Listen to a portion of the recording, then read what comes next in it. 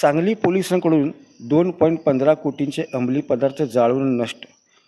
65 गुन्ह्यातील गांजा कोकेनचा समावेश. सांगली जिल्हा पोलिसांनी अंमली पदार्थ विरोधातील मोहिमेला मोठे यश मिळवत जिल्ह्यातील 17 पोलीस ठाण्यांमध्ये दाखल 65 गुन्ह्यातील तब्बल 2,15,00,000 रुपयांचा अंमली पदार्थ मुद्देमाल नियमानुसार जाळून नष्ट केला.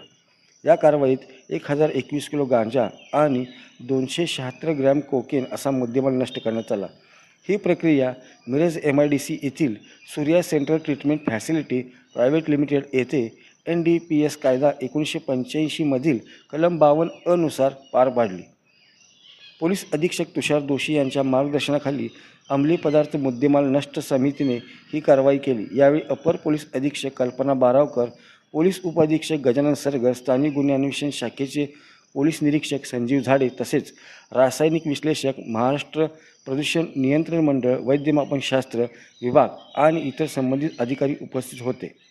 सन 2009 ते 2026 या कालावधीत विविध गुन्ह्यात जप्त करण्यात आलेला मुद्देमाल न्यायालयीन आदेश, संबंधित केंद्रीय यंत्रणांची परवानगी आणि शासनाच्या नियमानुसार सुरक्षितरित्या नष्ट करण्यात आला. ही संपूर्ण प्रक्रिया पर्यावरणाचे कोणतेही नुकसान होणार नाही याची काळजी घेत 2 शासकीय पंचांच्या उपस्थितीत पूर्ण करण्यात आली.